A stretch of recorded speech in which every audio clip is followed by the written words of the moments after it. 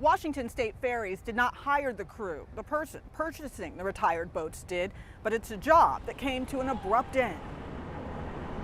This could have been a disaster. A nonprofit says that after the trouble this tugboat has been through.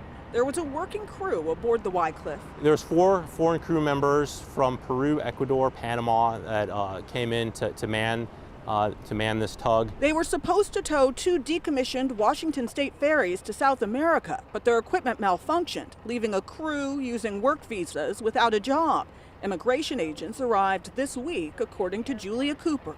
Now that they didn't have a contract, they didn't have a right to be there, according to CBP. Cooper with Seattle Seafarers Center says it was the latest on a list of problems, noting that the crew first reached out last year.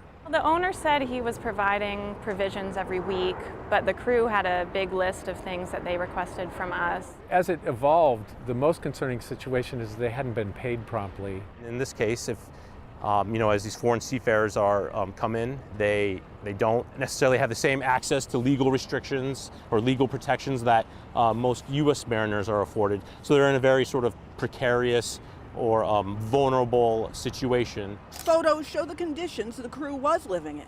Cooper says they're now on their way home with money they earned. I'm glad that the owner eventually paid, it seems like, the majority of the wages they were due, and that they're on their way home. But it's a situation still raising questions. Yeah, how to prevent this kind of thing from happening. You know, when the guys don't have visas, they're essentially captive on the ship, and it leads to exploitation.